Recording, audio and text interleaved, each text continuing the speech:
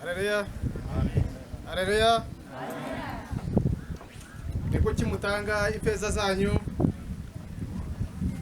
ku bintu bidashyitse? Nimukiganyire ngo tuzarya iki cyangwa tuzambara iki. Ntacyo Uwiteka bigishwaga ko abonwa nimumwambaze akiri bugufi. Banze mushake ubwami bw'Imana no gukiranuka kwayo, nibwo ibindi byose muzabyongerwa. Amahoro abe muri mwe. Amahoro abe muri mwe. Amahoro abe muri mwe. Usenge Imana Data mu izina rya Yesu, turi hano kuko abishatse, turi hano kuko dukunda, turi hano kuko wemeye kubana natwe. Turagutumiye kuvugana n'imitima yacu n'ubwenge n'ubugingo, duhishurire icyo ushaka kuvuga Yesu Umwami wacu. Bicare.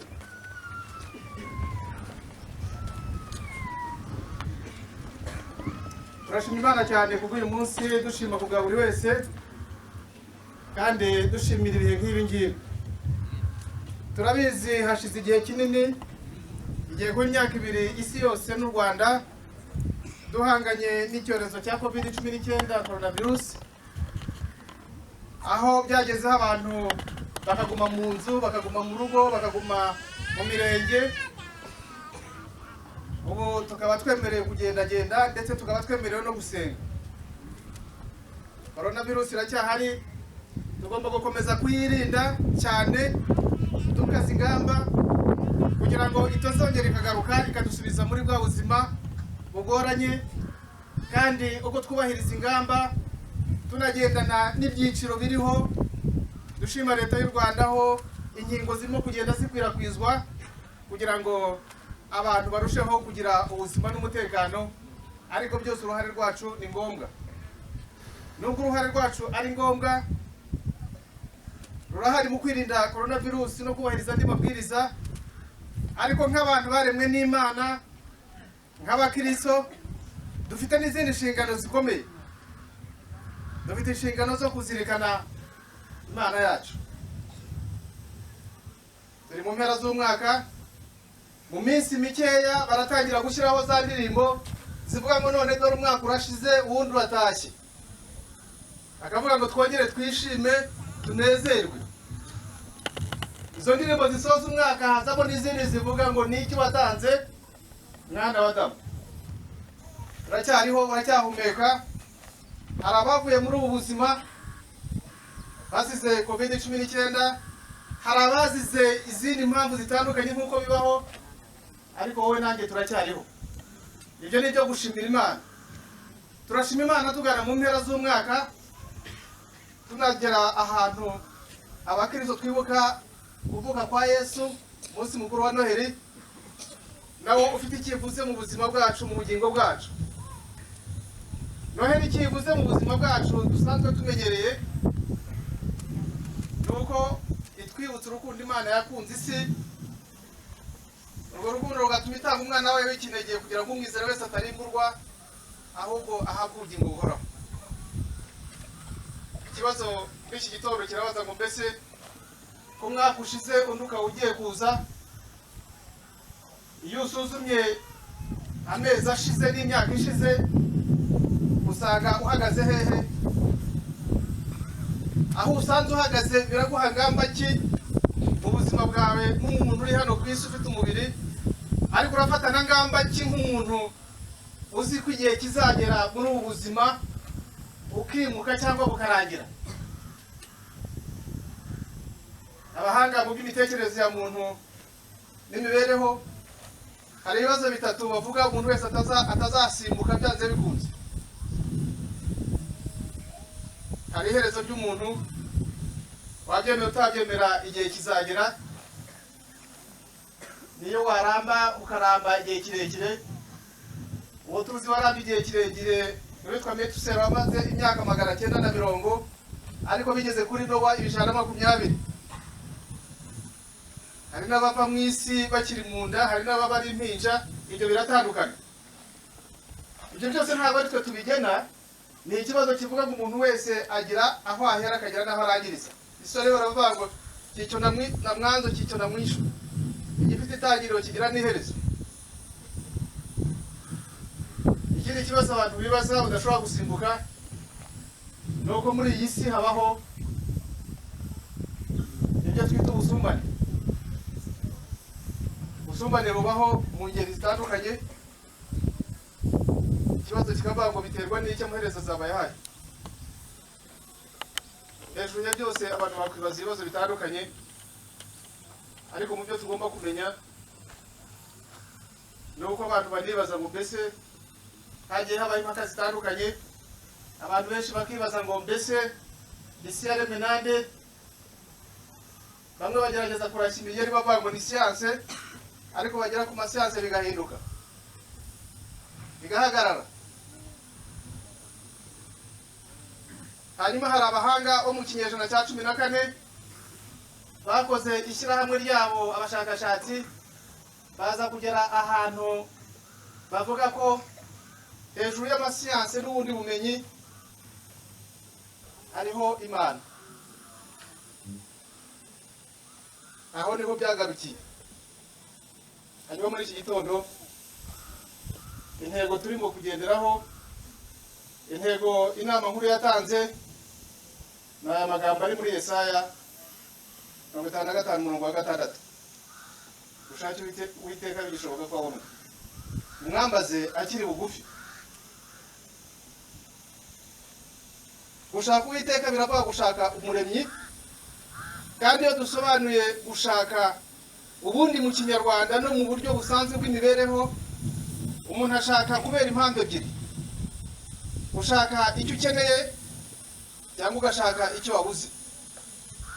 Mu buzima bwa none abantu barashaka bagashakisha amanywa n'ijoro, ariko wajya kureba ugasanga bacuritse ibintu, aho kugira ngo bashake icyo bagomba gushaka bahera aho bagomba guhera bahereye ahatariho.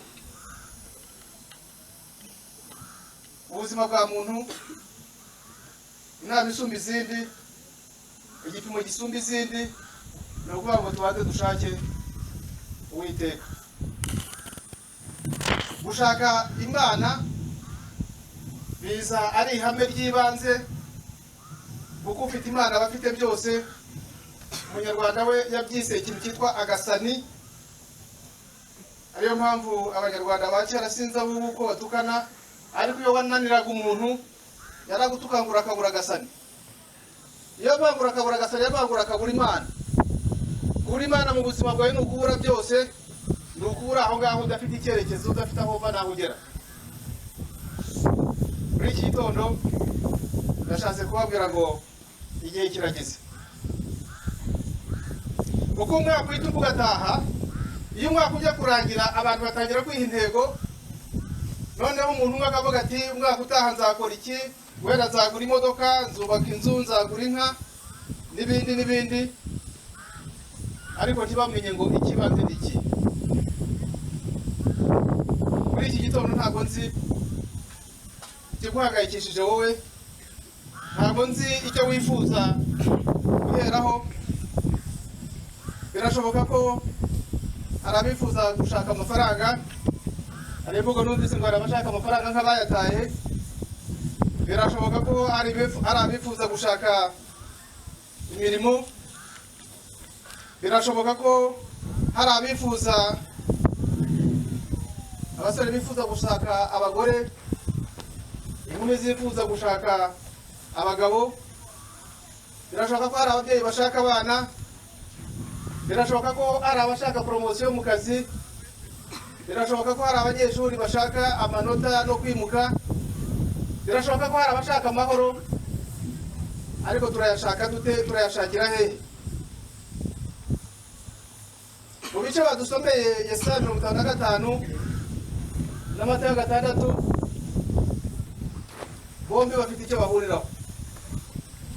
Yesaya amaze kwitegereza, yarebye Abisirayeli bari bahari muri icyo gihe, asanga nabo bacuritse ibintu, kuko bari bafite ikibazo gikomeye. Yesaya n'umuhanuzi wahanuye, n'umwe mu bahanuzi bahanuye mu bihe bigoye, ariko mu buhanuzi bwe yagiye yibanda ku kuzana agakiza no kuvuga kwa Kristo, ariko ateganiriza agakiza abantu b'Imana. Mu byo yahanuye inzira agakiza kazacamo, ahanura ibintu bibiri byabaye kandi uyu munsi bikigenderwaho. Yahanuye kuvuga ko umukiza Yesu Kristo, ahanura no kuza kwa Yohana Batista. Yohana umubatiza yabaye umuhanuzi wa nyuma, wahanuye hagati mu nzibacyuho isezerano rishya rya kera, harimo imyaka 400 mbere yuko Kristo avuka. Imyaka 400 muri Yohana umubatiza niho ubuhanuzi bwa nyuma bwarangiriye kubw'abana b'abantu. Ibitabo twemera muri Bibiliya yera biza no kugarukira aho ngaho, kuko hari izindi Bibiliya zifite ibindi bice. Ibyo bice cyatumye bamwe batabyemera, nuko Imana itanga ubuhanuzi bwa nyuma yavuze ko itazongera kuvugana n'ubwoko bwayo kugeza igihe izavuganira nabo mu mwana wayo. Ibitabo byanditswe hagati tujya dusanga mu bindi za Bibiliya sanza atari ngombwa kuvuga hano. Icyatumye bamwe batabyemera nuko byasohotse bikandikwa muri icyo gihe cyo hagati, aho Imana rero ahagaritse gutangaza ikibwira abantu kugeza igihe izazira mu bwami bushya. Ibyo byatumye rero muri ubwo buhanuzi Yesaya yibanda ku kintu yari yasanze ko Abisirayeli bafite ibibazo bibiri bikomeye. Icya mbere, bayobye inzira bajya gushaka Imana bashakiye mu bigirwamana. Icya kabiri, abantu kugira ngo bashake bakoresheje inzira iriyo, bagatanga amafaranga ariko bagatanga ibidahagije, ibidashyitse. Mu mvugo y'iki gihe twavuga ko baguraga ibintu bya fake bidafite agaciro, bituzuye. Nuko abagira inama ku murongo wa 2 nk'uko twabisanze, ababaza ikibazo gikomeye. Ibyo byajyanye n'ibyo twasanze muri Matayo uhereye ku murongo wa 24, ariko harimo ibibazo bibiri bibaza ngo mbese niki gituma abantu biganyira? Tuzarya iki? Tuzambara iki? Bizagenda bite? N'abaririmbyi bararirimba ngo ejo nzamera nte, bakageraho bavuga ngo dore buracya bukira, amaherezo azaba yahe? Ibyo bibazo byose iyo babyibaza, ibyabo bigarukira ku mubiri, bikagarukiraho bigatera n'abantu muri iki gihe bakamera nk'ab'icyo gihe cya mbere. Abantu bashaka amafaranga bakajya kuyashakira mu bapfumu, mu ndago, bigatuma abantu benshi bajya gushakira amahoro mu biyobyabwenge bitandukanye, ibitumagurwa n'ibigotomerwa inzoga n'amatabi, bigatuma abantu bashakira ubukire mu gucuruza imibiri yabo, bigatuma abantu bajya gushakira amahoro mu nzaratsi no mu ndago. Ariko ibyo Bibiliya iravuga ngo muratanga ubutunzi bwanyu ku bintu bidafite akamaro. Muri iki gitondo nagira ngo mbwire ngo igihe kirageze kugira ngo abantu batangiye ubutunzi bwabo ku bintu bifite akamaro. Yesaya aratanga inama zo gushaka Uwiteka, hanyuma Matayo akavuga ngo tubanze dushake ubwami bw'Imana. Bombi icyo bahurizaho ni uko ijambo mushake harimo integeko. Ategeka umuntu birakangurira umuntu, nta nubwo ari amahitamo, ahubwo arakugira inama ngo hitamo, fata icyemezo cyo kubanza gushaka Imana no gushaka ubwami bwayo, ibindi byose nibwo uzabyongererwa. Hari impamvu yatanze cyangwa se zigaragara tugomba gushaka Imana, cyane ko abantu benshi nk'uko nabivuze, kuva isi yaremwa, nyuma y'aho icyaha kiziye mu isi habayeho ikibazo, abantu bamaze gukora icyaha ibintu birahinduka, bava mu bwiza bw'Imana, abantu bajya kure y'Imana, batangira kuba ibyigenge, ariko batangira guhura n'ingorane. Ibyo byatumye rero haza kugera n'aho abantu bahakana Imana. Hari umuhanga umwe w'Umudage witwa Nietzsche wavuze ngo n'Imana yarapfuye, aho bagereranya Imana n'ibyo yaremye. Hari abahanga bakoze ubushakashatsi mu byiciro 4. Hari icyiciro cya mbere cy'abo bise revolution scientifique, no kuvuga ngo iterambere rishingiye ku bumenyi. Batangira gushakashaka, aribo bagezeho bagasanga bibwira ko isi yaremwe n'ubuhanga bw'abantu, ariko bageraho baratsindwa basanga ntaho bihuriye. hari abandi bazanye itsinda rya kabiri, harimo n'abo tuzi uyu munsi, abitwa ba Isaac Newton, abitwa ba Adam Smith, abitwa ba René Descartes, abitwa ba Jean-Jacques Rousseau. Abo bose ni abahanga baje mu cyiciro cya gatatu cyitwa icyiciro cy'umucyo, cyavuga ngo abantu ntibagomba kuyoboka Imana gusa, ntabwo bazatera imbere. Bakomeje guhangana n'amadini yobokamana ndetse biragorana, biza kugera mu cyiciro cya nyuma y'intambara ya kabiri y'isi,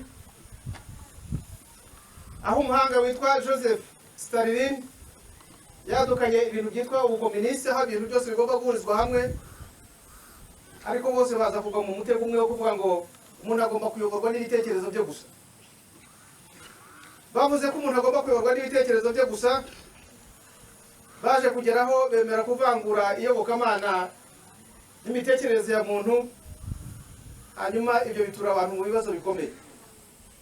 Bimwe mu bibazo bikomeye batuyemo isi ni ibi ngibi bine.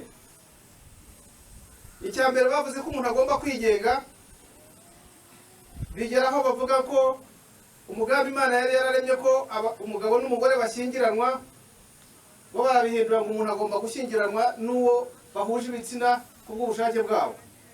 Bituma abagabo bashyingiranwa n'abandi bagabo. Uyu munsi murabona ni ikibazo, kandi kiragoye, aho no mu rubyiruko uyu munsi cyane cyane abo bagizi ba nabi biroha mu rubyiruko, bakabaha amafaranga kugira ngo bakuremo ibitekerezo by'umuntu buzima. Umuhungu n'umuhungu bakiyemeza kubana, umukobwa n'umukobwa bakiyemeza kubana. Uyu munsi akaba ari ikibazo gikomeye, ndetse bigera naho uyu munsi umuntu abyuka mu gitondo akumva ashaka guhindura igitsina, ibyo bita transgender, akagenda bakamubaga bagahindura igitsina cye. Ibyo byose birimo biratera ikibazo. Icya kabiri ni uko mu kuyoborwa n'ibitekerezo byabo bahinyuye ibyo Imana yavuze, bemeje ko umuntu ufitanye isano n'undi uko ryaba ringana kose nabo bakwiye kubana. Tumaze iminsi twumva mu bihugu byateye imbere, ariko na hano muri Afurika, muri za Zimbabwe n'ahandi, aho muri Zimbabwe umukobwa yaherutse gushyingiranwa na nyina ku mugaragaro, aho umwuzukuru muri Nigeria yashyingiranywe na nyirakuru, umwana mitoya. Ibyo ni amahano arimo kuba kubera ko abantu bahisemo kwigenga. Icya gatatu gikomeye gituruka ku mitekerereze y'abantu, naho abantu bagezeho bibwira ko bagomba gushyingiranwa n'inyamaswa. Biragoye muri iki gihe, aho abantu cyane cyane muri bihugu byateye imbere, aho abantu bashyingiranwa n'imbwa, ariko hakazaho n'amahano aho abagabo nabo cyangwa ab'igitsina gabo barongora inyamaswa. No mu Rwanda byarahabaye, mujye mubyumva, aho abantu bumva bafashe umuntu w'umugabo yagiye gusambanya ihene cyangwa inka, bakamushyira mu binyamakuru. Hari ikindi gikomeye, abantu baza kurwanya Imana bitwa Antikristo, harimo abitwa ba Illuminati n'andi matsinda bifatanije byitwa abarozi kurwa n'abafurimaso. Abo bose baraje bayobya ibitekerezo by'abantu. Hanyuma ingaruka ziriho ni izihe? Ingaruka ziriho ni ibyorezo biriho bidakira, aho abantu ureba ugasanga umuntu nta muntu afite, nta cyerekezo afite, noneho umuntu akabura epfo na ruguru. Indwara zidasobanutse, ibyorezo bidasobanutse, kugera naho abantu uyu munsi ubona abantu bica abandi ntacyo bitayeho. Ibyo byose rero mu gihe cya none nibyo umuhanuzi yahanuye, ariko ni nabyo twibaza ngo igihe kirageze kugira ngo ducurukure ibintu, abantu bagaruke ku isoko. Imana irema umuntu yamuremeye umugambi mwiza kugira ngo umuntu abeho neza mu buryo bw'umwuka, mu buryo bw'imbamutima no mu buryo bw'umubiri. Umuntu agira ubusabane n'Imana, umuntu agira ubusabane n'abandi, umuntu agira ubusabane n'ibidukikije, abona ibyo kurya, abona ibyo kwambara, agira amahoro. Hanyuma abantu bamaze kubyanga bakora icyaha mu gice cya gatatu cy'itangiriro, bigeze mu gice gikurikiyeho Imana ibaha ibihano bitandukanye. Yahanye inzoka, ihana umugore, ihana umugabo, ariko ihana n'ikiremwa muntu, aho yavuze ngo no gupfa bazapfa. Iyo abantu ba mbere badakora icyaha ngo basuzugure, niyo bagikora bakihana bikarangira, uyu munsi ntabwo tuba dutinya urupfu, ntabwo tuba dutinya ibindi. Ariko ibyo byose icyo biteraho ni iki? Ni izo mpungenge buri wese usanga afite. Uyu munsi abantu icya mbere bafite ubwoba budasanzwe. Udatinya urupfu aratinya gukena, udatinya gukena aratinya guharikwa, udatinya guharikwa aratinya umuturanyi. Ugasanga hari ubwoba budasanzwe, abantu baratinya amarozi, abantu baratinya abadayimoni, abantu baratinya, abantu bagizwe n'ubwoba gusa. Urahura n'umuntu wamusuhuza turaho ati ngaho nabonye ndamuka, bivuga ngo ntabwo ari uburenganzira bwe. Icyo kintu cy'ubwoba rero bw'abatinya ubushomeri, birashoboka ko abanyeshuri bariga bagatinya gutsindwa, bagatinya kuzabura diplome, barangije bagatinya kuzabura buruse, yemwe n'abantu bariga bagatinya kubura akazi. Ibyo byose ni ubwoba buriho kubera ko abantu batandukanye n'Imana yabo. Muri iki gitondo nagira ngo ubwire ngo mushake Uwiteka bigishoboka ko abonwa, kandi nagira ngo ubwire ngo hari impamvu enye zoroheje cyangwa 5 zituma dushaka Imana. Impamvu ya mbere, tugomba gushaka Imana kuko niyo yabanje kudushaka, iradukunda, nuko iraturema. Kandi yaturemanye umugambi mwiza. Igitabo cy'Itangiriro igice cya mbere 28, Imana imaze kurema umuntu imuha umugisha, imubwira kororoka, hanyuma imubwira gutegeka isi. Hanyuma irangije imuremera umufasha umukwiriye, imushyira mu busitani bwa Edeni. Ubwo ni urukundo rw'Imana n'imigambi y'Imana. Impamvu ya mbere nuko Imana yadukunze. Rwandiko rwa Yohana igice cya 4 baratubwira ngo turayikunda kuko ariyo yabanje kudukunda. Kuko urukundo rwayo, yaremye umuntu mu ishusho yayo, imuha ibyangombwa byose, irangije umugisha wo kwiberaho. Icya kabiri gituma dushaka Imana nuko tuyikeneye mu buzima bwacu, kugira ngo itumare bwa bwoba, ubwoba bw'ikubitiro bwateye Adamu na Eva. Adamu na Eva bakimara kuremwa, igitabo igice cya mbere n'icya kabiri n'Itangiriro, Imana yajyaga kubasura bakanezerwa bakishima. Ariko igihe kimwe bakoze icyaha mu gice cya 3 cyo kubareba umurongo wa 10, nuko ngo bumvise imirindi y'Imana bajya kwihisha. Uyu munsi abantu benshi kubera ibyaha n'amakosa, iyo umuntu yikanze uwo yakoreye icyaha yakoshereje, ajya kwihisha.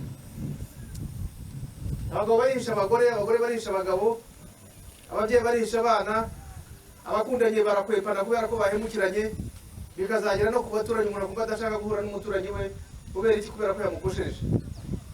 Nyamara gushaka Imana biratuma dushira bwa bwoba, biratuma umuntu asubira mu buryo, kugira ngo yumve afite uburenganzira bwe n'umudendezo we.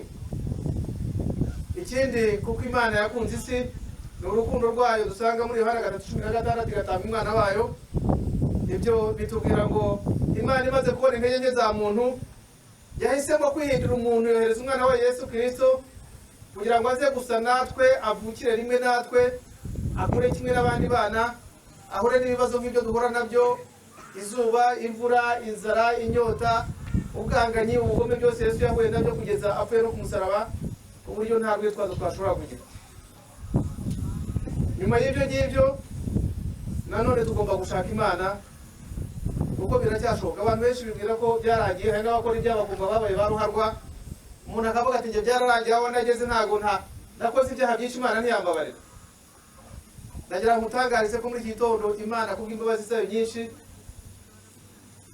irakubabarira ibyaha byawe byose. Muri Yesaya baratubwira ngo naho ibyaha byacu byaba bitukura tukutuku, ubwo amaraso ya Kristo arabihindura umweru bise na shereki.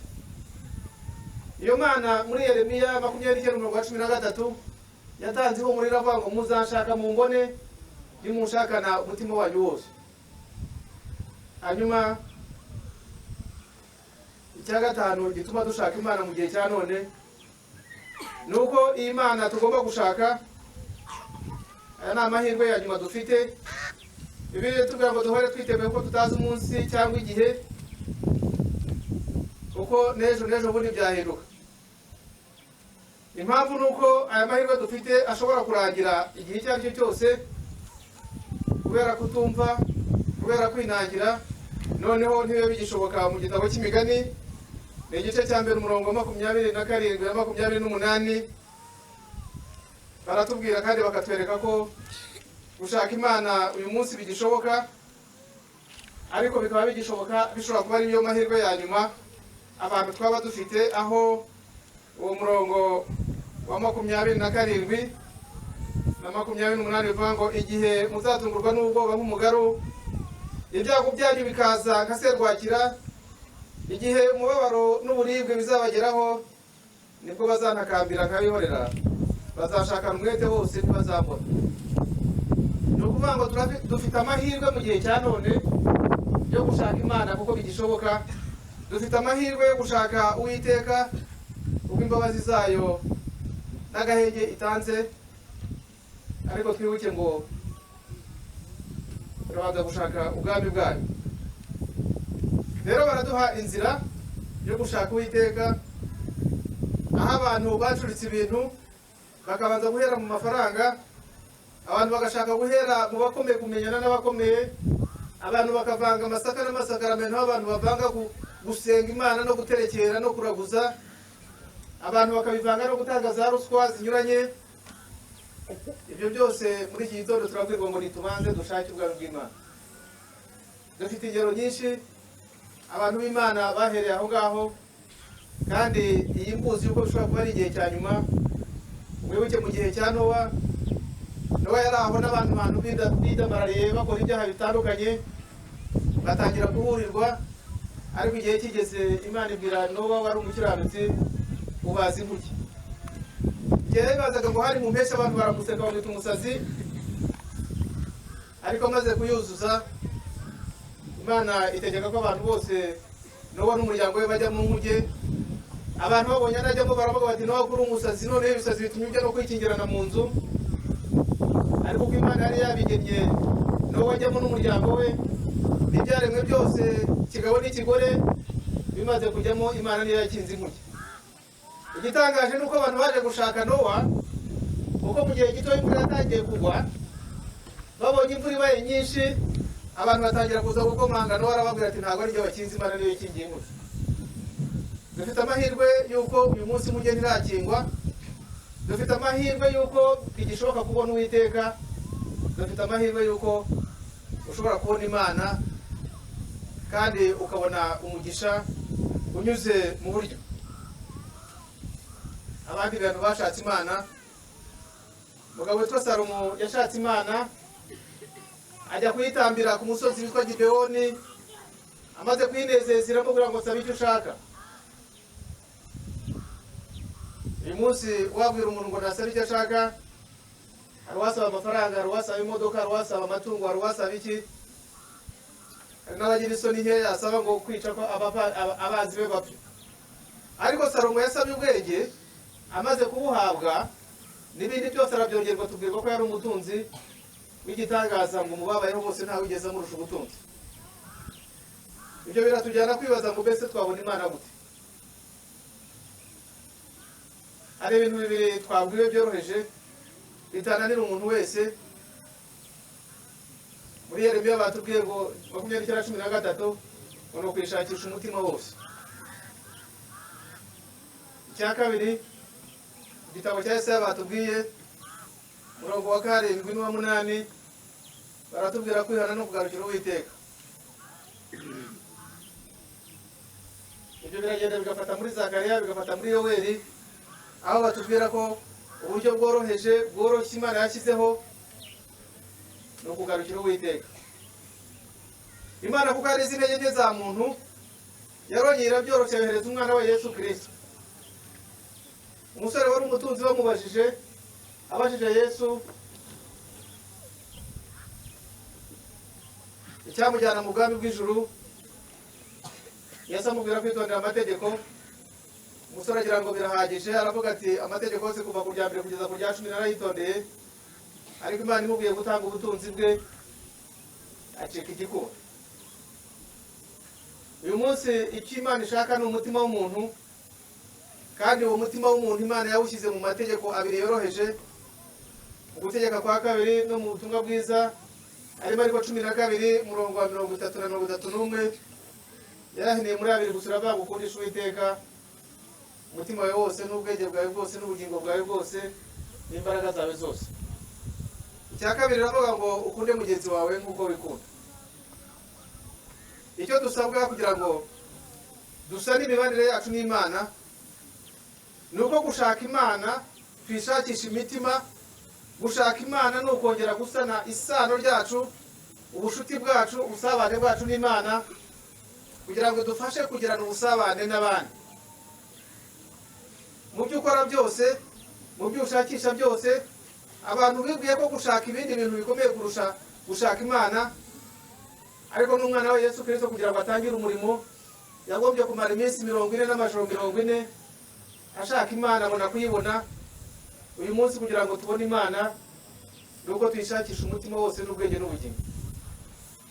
Birashoboka ko umuntu ushaka kubaka inzu amara amajoro abika amafaranga.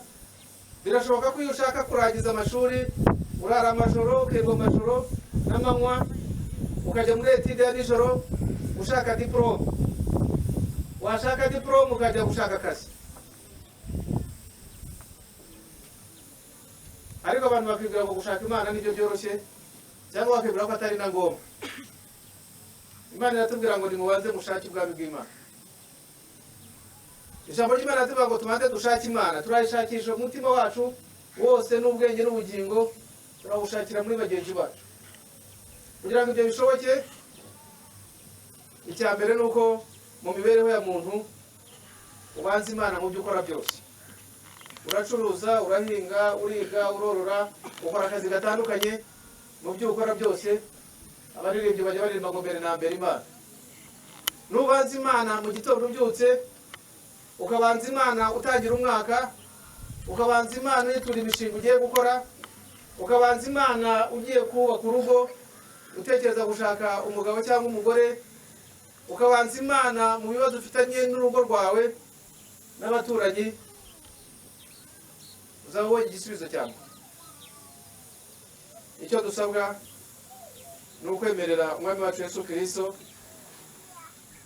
w'Imana yatumye akaza muri iyi si, akaza kubana natwe, akaza kutwegera kugira ngo umuntu nkatwe, hanyuma baratubwira ngo umwizeye wese abone ubugingo budashira.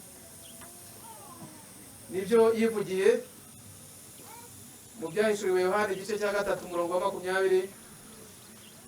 Yesu Kristo aravuga mpagaze ku rugi ndakomanga. Umuntu niyumva ijwi ryanjye agakingura, nzinjira iwe dusangire. Muzasangira iki? Muzasangira ibibazo ufite, imibabaro ufite, intimba ufite, agahinda ufite, ubukene ufite, uburwayi ufite. Yesu Kristo niyinjira iwawe murasangira, kandi musangira icyakuzaniye n'iki? Akuzaniye ibisubizo, akuzaniye ubugingo bw'iteka, abikuzaniye kuko azi ko ibibazo biriho. Yohana 16:33 yabwiye abantu ababwira ngo mwisi mugira umubabaro, mwisi mugira guhangayika, muhangayikishijwe n'uburwayi n'ubukene n'ubwanzi n'intege nke zitandukanye, ariko nimuhumure ndaneshereza. Muri Yohana 14 umurongo wa 1 avuga ngo nimuhagarike imitima yanyu mwizere Imana nanjye munyizere. Twabona Imana tunyuze muri Kristo, twaca muri Kristo twemera guhinduka no guhindukira, tukihana ibyaha byacu, tukemerera Kristo kugira ngo yinjire muri twe nk'uko yabivuze. Yohana ubutumwa bwiza igice cya 12 bavuga ngo bose bakizeza izina ry'abaye ubushobozi bwo kwitwa abana b'Imana. Nuko ageze mu gice cya 10 ubutumwa bwiza bwa Yohana umurongo wa 10 aravuga ngo umujura ntagezwa n'ikindi genze kwiba, kwica no kurimbura, ariko jyewe naza no kugira ngo zibone ubugingo ndetse zibone bwinshi. Ubwo bugingo bwinshi harimo ubusabane n'Imana, harimo ubusabane n'abandi, harimo ubusabane n'ibigukikije, ubutunzi bwawe n'imirimo ukora, hakabamo ubusabane n'imiyoborere. Ukabura aho ngaho ufite umudendezo nk'Imana yakuremanye.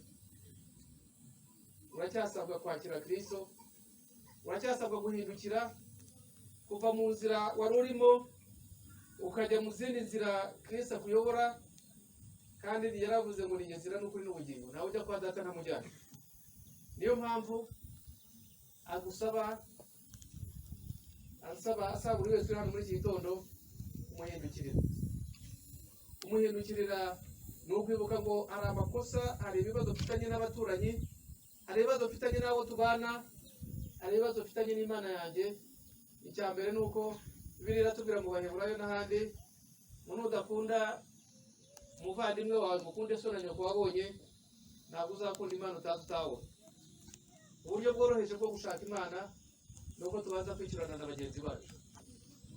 Abagabo n'abagore bikiranira basabana imbabazi, abaturanyi basabana imbabazi, hanyuma n'umuntu asaba imbabazi Imana aho yakiraniwe mu byaha n'amakosa atandukanye wakoze, hanyuma ugira inyota yo gushaka Uwiteka. Zaburi ya 42 baratubwira murongo wa mbere, baratubwira ngo dukwiye kugira inyota ya mbere nk'uko impara mugira inyota yo kunywa amazi, ari nako natwe tugira inyota yo gushaka Uwiteka.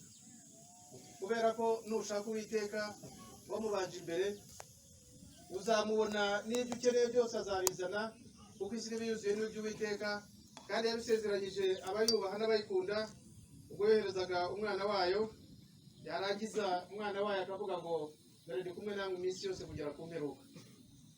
Atuma abigishwa be Matayo 28:19-20 yarabwiye muri mugende mujye mu mahanga yose muhindure abantu bose abigishwa.